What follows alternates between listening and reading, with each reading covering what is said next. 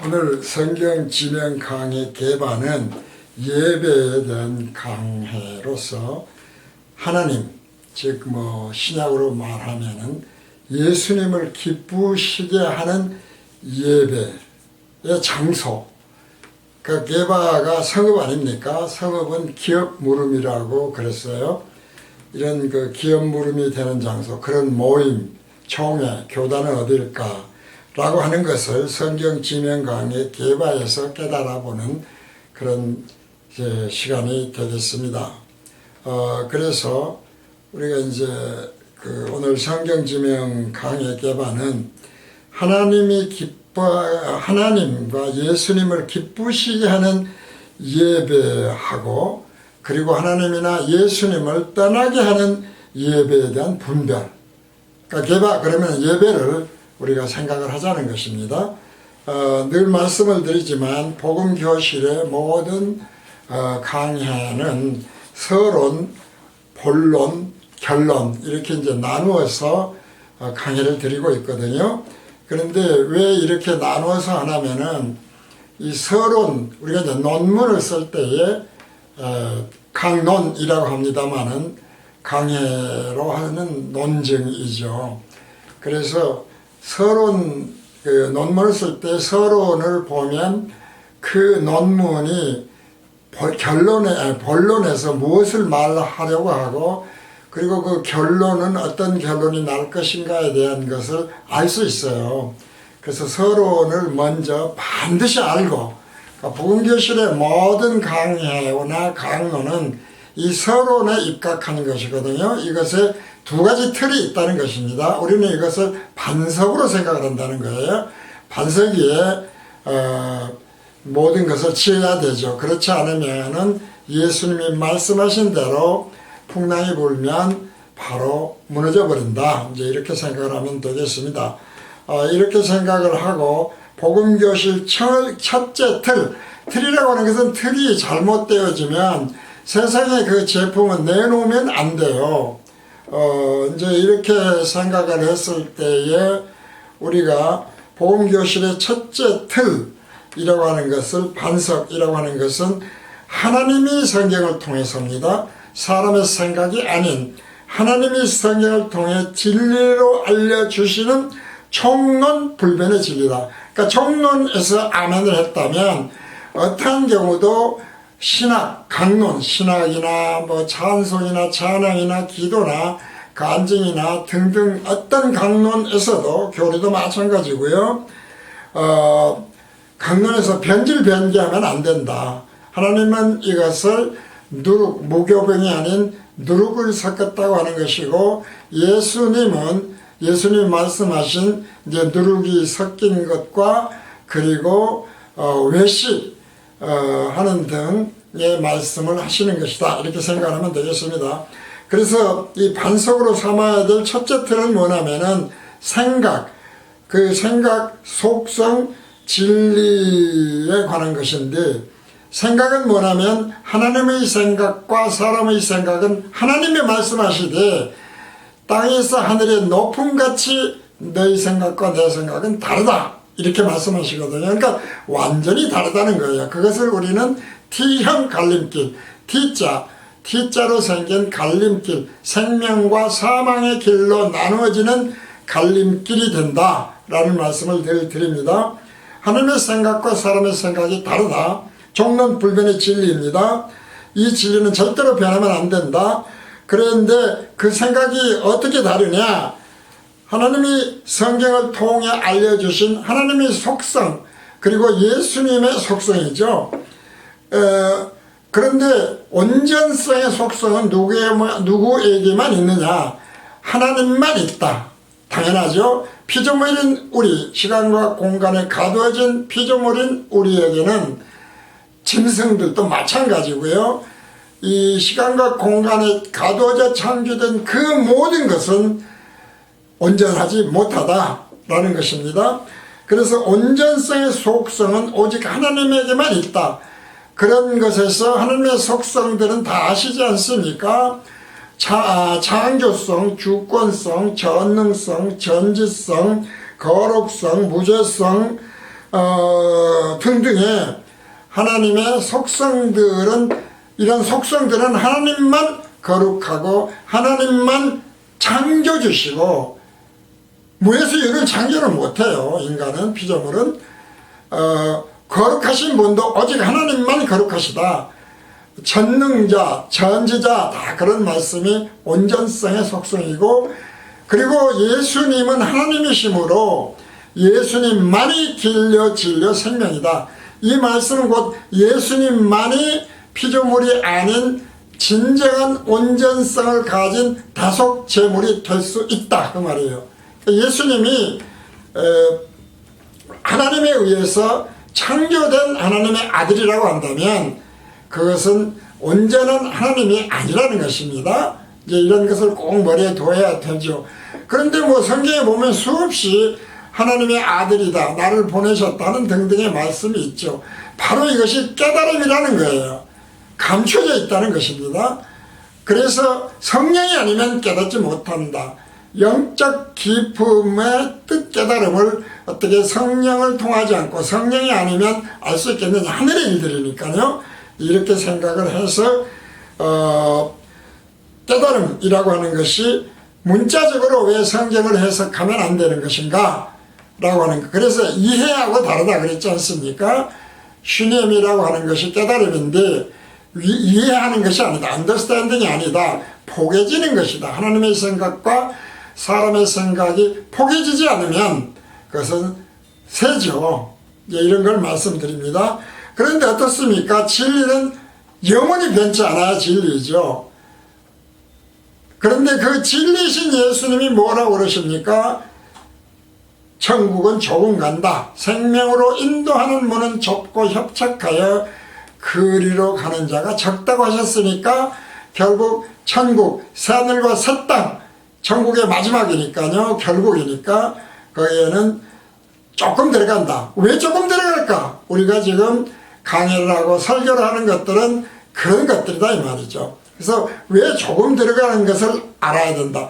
어떻게 하나님의 생각과 사람의 생각이 다른가를 깨달아야 된다.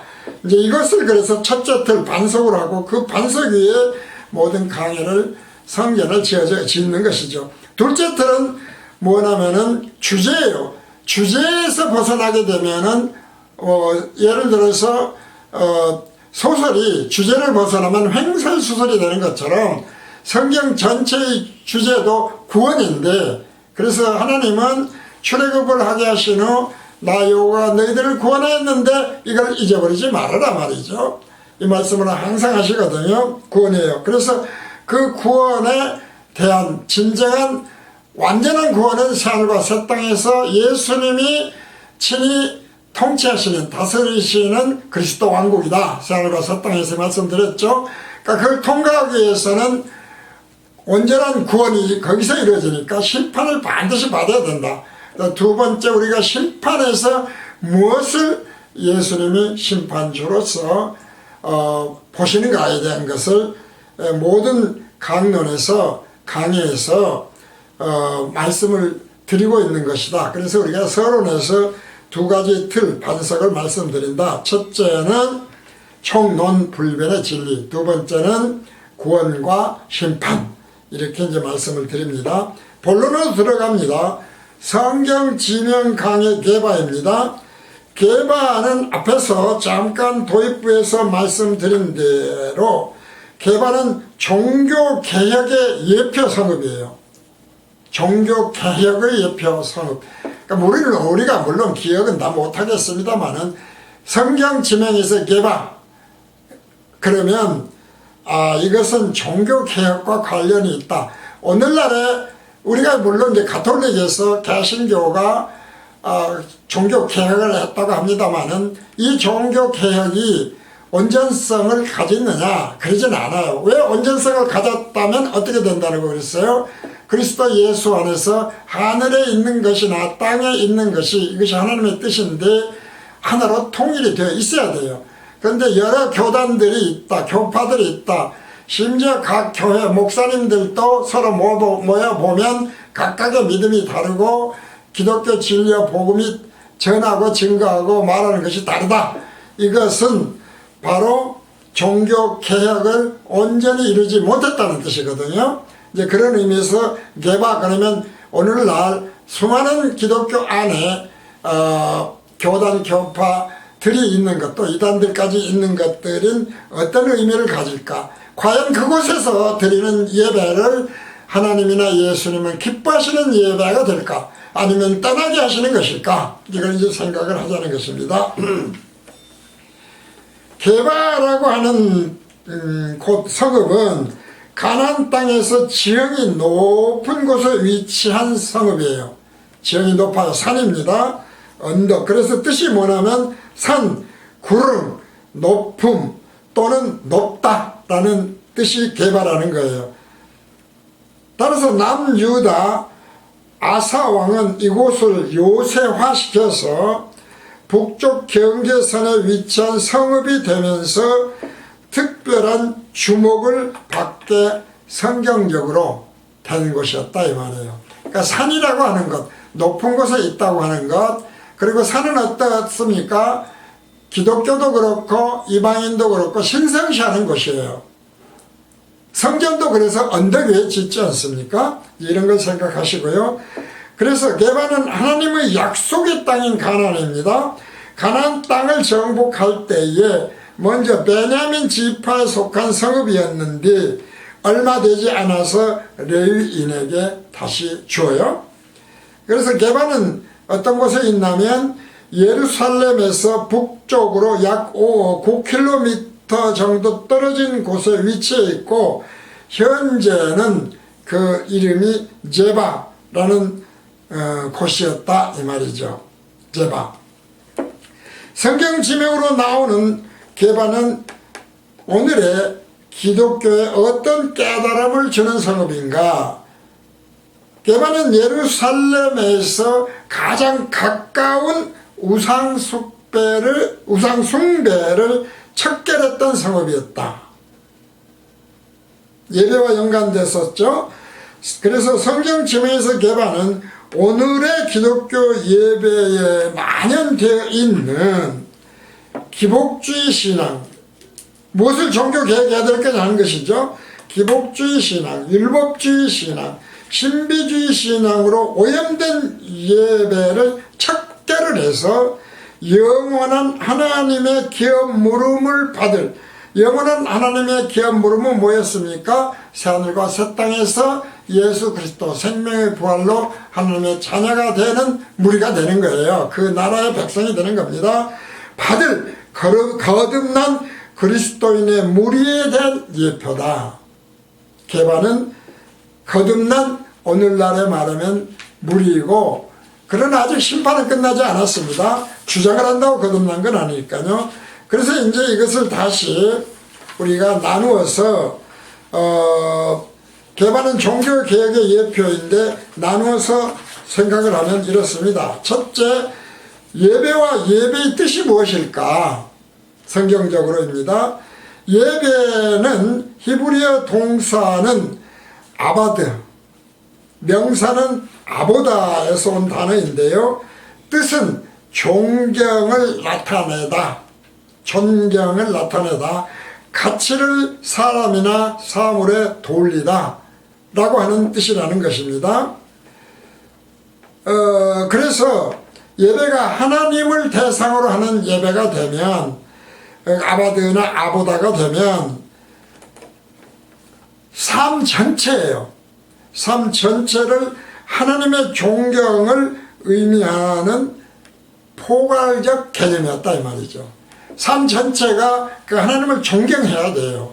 그것이 우리는 뭐라고 그랬습니까? 총론불변의 진리다. 이 말씀을 늘 드리고 있어요. 두 번째, 게바에서 생각할 것은 예배와 예배의 뜻을 알고, 두 번째는 예배의식이 이루어지는 성경에서의 과정이 있어요. 처음부터 뭐 예배의식이 다 잘 갖춰지는 건 아니니까요. 초기에 보면 성경에서 예배의 초기는 믿음의 조상인 아브라함이 있지 않습니까? 그 아브라함이 멜기세덱을 만나죠. 멜기세덱을 만나서 11조를 드리게 되는 것이 있어요. 여기에서 창세기 14장에 있는 말씀들인데요.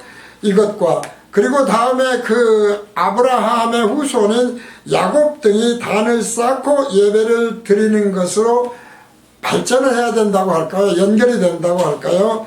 그렇게 된 다음에 모세가 호렙산에서 불이 타는 떨기나무 가운데서 여호와 하나님을 만나죠. 그러면서 애굽은 뭐라고 그랬습니까? 세상을 예표한다고 그랬어요.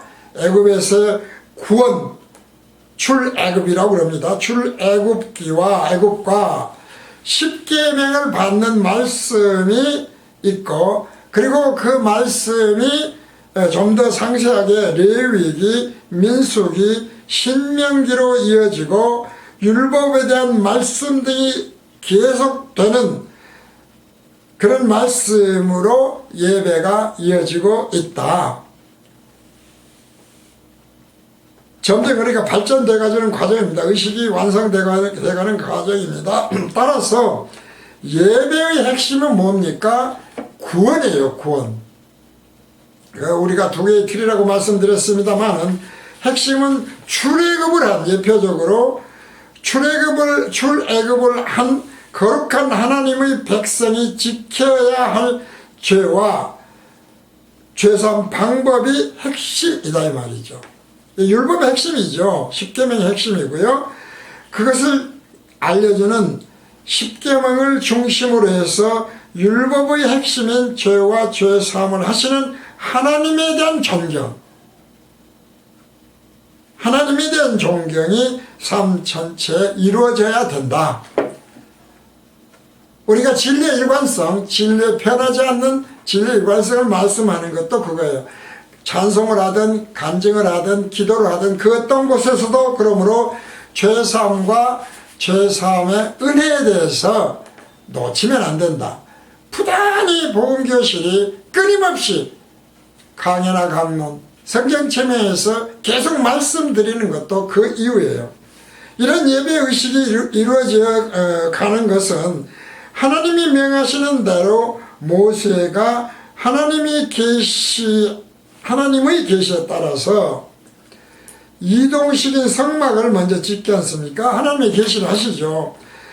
하나님이 하시는 계시에 따라서 이동식 성막을 짓고 40년 동안 광야에서 출애굽을 한 하나님의 백성으로 지칭되는 이스라엘이 훈련을 받지 않습니까? 그러면서 하나님에 대한 예배를 드리는데 예배가 변질되는 것에 대한 말씀을 지금 개발을 통해서 하나님이 기뻐하시지 않는 예배, 예수님이 기뻐하지 않고 떠나게 하는 예배가 무엇인가를 지금 알아가 보는 것입니다. 대신에 약속의 땅 훈련을 받으면서 하나님에 대한 예배를 드리는데 약속의 땅 가나안은 모세는 못 들어가죠. 그리고 여호수아와 갈렙이 들어갑니다. 그리고 이제 아론, 제사장을 한 아론이 있고 그러죠. 이 가나안 땅에 들어가요. 그래서 여호수아와 갈렙, 아론이 인도하는 약속의 땅 가나안에 들어간 이스라엘 백성은 지금 예표를 말씀드리니까요. 다윗으로 이어지면서 다윗의 다 잘 아는 대로 솔로몬이 건물로 된 성전을 지어요. 그러니까 예배가 이렇게 과정을 멜기세덱 아브라함에서 시작을 해서 그 후손 야곱 등등으로 이어지고 그리고 모세가 이제 율법을 받고 십계명을 받고 하면서 그 다음에 예배 의식이 이루어져 가는데 출애굽을 해서 그러니까 무교병만 먹지 유교병을 못 먹게 하고 쓴 나무를 먹고 막 그런 게 있지 않습니까? 그게 다 예배에 속하는 것들이죠. 그렇게 했는데 우선 처음에는 옮겨 다니는 성막성전에서 모세를 따르는 광야에서 훈련을 받고 그리고 이제 가나안 땅에 들어간 다음에 하나의 나라가 국가가 성립이 된 다음에는 솔로몬이 건물로 지은 성전을 짓는다. 근데 솔로몬 때 지은 건물로 된 성전에서 드리는 예배는 절기별로 각종 절기가 있었으니까 달라지기는 하지만 그 안에 다 함께 포함되어 있는 예배 의식이 있어요. 찬양, 제물, 11조, 설교, 기도 등의 예배 형식이 예루살렘 성전을 중심으로 해서 갖춰집니다. 그런데 이게 이제 성전이 뭐 7차례의 성전이 있다고 그랬지 않습니까? 마지막 성전이 하나님 곧 예수님이 성전이 되시는 새하늘과 새 땅에서의 성전이다. 그리고 현재는 적그리스도, 그리고 적그리스도에 예표했던 헤롯 성전이 5번째, 현재는 사탄 마귀의 적그리스도가 지은 성전이 있다라고 하는 것. 이제 그 성전은 사실은 정말 건물 성전까지 나온다는 말씀을 늘 드렸어요. 그것이 666이다. 이제 이런 말씀도 드렸습니다. 그래서 솔로몬 때 지은 성전인데 거기서 이제 예표니까 학자들에 의하면 적그리스도의 예표인 헤롯이 지은 성전인 현재 통곡의 벽이 있잖아요. 통곡의 벽이 있는데 이 벽은 솔로몬 때 지은 성전이 아니라는 거예요. 왜 그러냐면 예수님이 말씀하셨잖아요. 누가복음 21장 5, 6절에서 돌 위에 돌 하나도 남지 않고 흔적 없이 사라질 것이다 라고 말씀하신 대로 이 말씀은 그대로 이루어져야 하는 것이고 이루어져 있다는 것입니다. 이것이 이제 성경학자들의 이야기입니다. 그러면서 성경학자들이 제시하는 원래의 솔로몬의 성전이 있었던 곳은 다윗의 도시라는 게 있거든요. 다윗이 막 삼겹으로 성을 쌓고 막 그래요. 그런 다윗의 도시가 사무엘하 5장 9절에 있는데 이 도시의 중심부로부터 약 250m 정도 떨어진 물이 나오는, 성전에는 물이 나와야 되거든요. 생명수가 나와야 되죠. 물이 나오는 성전산이라는 게 있어요.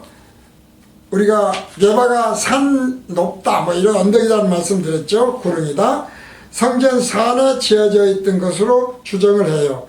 그런데 지금은 어떻게 되어 있냐면은 이곳은 아무것도 없이 그냥 반만 있어요. 흔적이 전혀 없다는 것입니다. 자, 그러면 이 구약의 발전된 예배에서 신약의 예배는 어떻게 발전이 됐는가, 바뀌었는가? 신약에서의 예배는 다 아시는 대로 원칙적으로는 유대교 전통 예배 방식에 따랐어요. 그랬는데 여기서 완전히 달라지는 것이 있습니다. 그것이 뭐냐면은 예배에서 죄사함을 위해서 드려지는 짐승을 제물로 바치는 것이 사라져버려요. 그 대신 우리는 성찬식이라고 하는 성찬식을 하죠. 내가 다시 올 때까지 기념을 해라 말이죠. 하는 예수님의 말씀대로 성찬식을 강행을 매번 하게 돼요. 그래서 오늘날에 가톨릭은 이것을 미사라는 형식으로 매일 드리게 되어 있고 신부님들은 그것을 의무적으로 드리거든요. 근데 문제는 이제 그 예배가 미사가 기뻐하는, 하나님이 기뻐하시느냐 아니냐, 예수님이 기뻐하시느냐 아니냐, 건 또 다른 이야기입니다. 네 번째는 이방인들을 포함해서 예배는 앞에서 잠깐 말씀드렸지만 주로 산이나 구릉에서 드리죠. 그것은 신성하게 여긴 거예요. 우리도 지금 산기도도 가고 그러지 않습니까? 바로 그런 것들이에요. 산이나 구릉은 그래서 신성한 곳으로 여겨지고 이방인들을 포함해서 예배는 산이나 구릉에서 신전을 짓고 예배를 드리는데, 다섯 번째, 하나님의 백성 이스라엘의 만연된 우상 숭배에 대한 것입니다. 그러니까 지금 가나안 땅에 들어가서 오늘날의 기독교도 똑같다는 거예요. 예표니까요. 구약은 신약의 예표라고 봤을 때에 우상 숭배가 만연해요. 그런데 이것을 요시야 왕과 남유다입니다. 요시야 왕과 히스기야 왕이 척결을 해요. 이게 이제 성경에 다 있거든요. 우상 숭배를 그러니까 우리는 자칫 잘못하면 뭐 돈이다, 자식이 우상이다 그런 말씀도 드리지만 우상 숭배, 우상을 만들어 놓고 드리는 예배만을 우상 숭배라고 하는 것이 아니라 삶 속에서 무엇을 존경하느냐, 삶 속에서의 존경 아니겠습니까? 라고 하는 것, 무엇을 믿느냐 라고 했을 때에 하나님의 백성으로 세상에서 구원을 받았다고 하는, 그래서 교회에 나오는 어디 총회나 교단에 속하는 그리스도인에게서는 우상숭배가 계속 말씀드리지만 기복신앙, 율법신앙, 신비주의 신앙이 곧 우상숭배가 된다는 거예요. 왜냐하면 바로 그곳은 기독교에서 전파해야 될 누룩이 섞이지 않은 무교병, 말씀, 진리, 복음이 아닌 누룩이 섞인, 그리고 이것을 섞일 때에 성경은 음란을 하고 얘기를 한다 이 말이죠. 가식, 외식 똑같습니다. 할 수도 없는데 마치 자신들은 거룩한 것처럼, 율법을 잘 지키는 것처럼, 유대인들이 했던 것처럼 오늘날에도 그런 교단들이 있죠. 그러나 그것은 죄를 깨닫게 하는 것이지, 거룩해 하려고 노력하는 것이지 거룩한 것은 아니에요. 거룩한 건 어떻게 된다고 그랬습니까? 거룩하신 하나님이 자기 것으로 구분을 해야 돼요. 그러지 않습니까? 하나님이 구분한 것, 거룩으로 라고 하는 건 뭐예요? 그러니까 거듭남이에요. 거듭남은 어떻게 되어야 돼요? 죄사함이 반드시 있어야 되죠. 죄사함을 알려면 죄사함 비밀을 깨달아야 돼요. 죄사함 비밀을 깨달으려면 하나님이 창세전에 듣는 것을 허락하신 자로 택해서 태어나야 돼요. 그것이 뱀이 아닌, 독사가 아닌 하나님의 자녀다. 사람의 눈으로 보면 다 똑같지만 하나님은 이미 창조주 하나님이시기 때문에 다 아신다. 예수님도 그래서 가룟 유다를 그는 마귀니라, 또 예수를 믿지 않는 유대교 신자들에게, 종교 지도자들에게 너희 애비는 마귀다, 너희 애비 거짓의 애비 마귀에서 났다, 이런 말씀을 하시거든요. 마귀와 같이 됐다가 아니에요. 이것을 이제 성경에서 우리는 확인을 하죠. 요시야 왕은 남유다 왕 아몬의 아들로 아버지인 암몬이 암살을 당함으로써 불과 8살, 8세의 왕이 됩니다. BC 640년에서 BC 609년까지 남유다를 통치한 왕이 됐어요.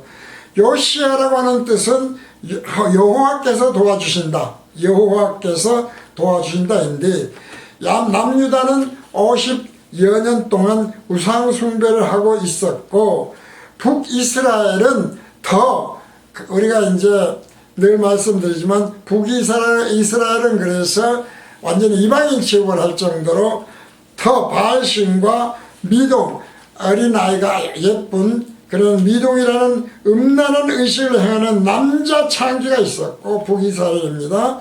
성전들 지어놓고 막 그렇게 하죠. 그래서 아세라 숭배에서는 여자 창기가 신전 여제사로 있는 등으로 우상 숭배가 더 기승을 부리며, 이것이 이제 소위 말해서 음란이라고 하는 것이죠. 섞지 말라는 거예요. 예표적으로 만연하고 있었습니다. 그래서 제사의식, 즉 예배가 완전 부패 상태에 이르렀는데, 요시야 왕이 남유다는 물론 북이스라엘로부터 밀려 들어오겠죠. 남북이 있으니까요. 우상 숭배를 근절하는 종교개혁을 해요. 그러나 인간이 하는 종교개혁은 어떻습니까? 온전할 수가 없죠. 그래서 그 이후로도 온전히 근절되지는 않았어요. 그리고 이제 히스기야 왕에 이르러서 BC 714년에서 BC 687년까지 히스기야 왕도 잘 알죠. 왕 때에 모세가 출애굽 후 하나님의 백성인 이스라엘을 인도해서 광야에 들어갔을 때에 하나님의 백성인 이스라엘이 광야 생활이 너무 힘이 들어가지고 다 잘하는 대로 왜 모세 보고 네가 우리를 광야로 데려왔느냐, 차라리 우리가 그 애굽에 있을 때가 좋았다. 이제 그러자 하나님이 뱀을 통해서 죽게 하시지 않습니까? 민수기 21장 5, 6절 등에 있는데요. 그리고 여기서 구원의 방법으로 모세가 만든 놋뱀을 쳐다보면 죽지 않도록 하셔요.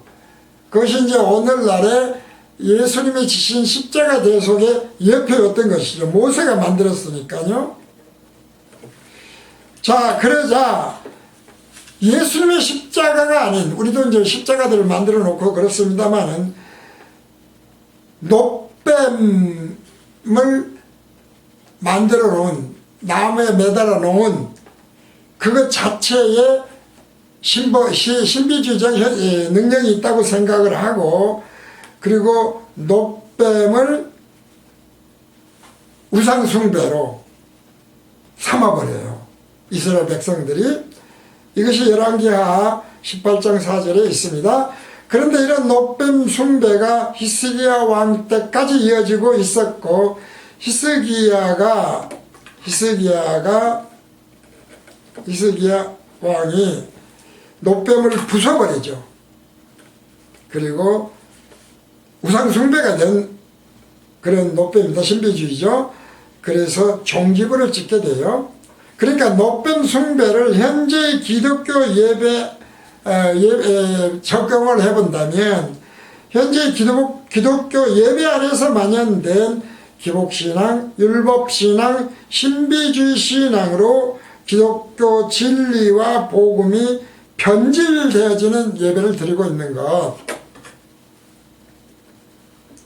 이것이 요시야 왕이나 히스기야 왕이 한 종교 개혁으로 어떤 역할을 한 것인지를 깨달을 수 있어야 된다.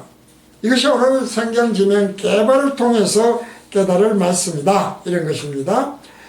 왜냐하면 이스라엘은 늘 말씀드리지만 출애굽, 모세를 통해서 출애굽을 시키는 것은 세상에서 구원받은 자다, 오늘의 기독교인들이다, 이렇게 보았을 때에 이런 것이 어떻게 되고 종교의 진정한 개혁은 무엇인가, 율법신앙, 신비주의 신앙, 기복주의 신앙을 버리고 총론불변의 진리와 그리고 총론불변의 진리로 돌아와야 된다.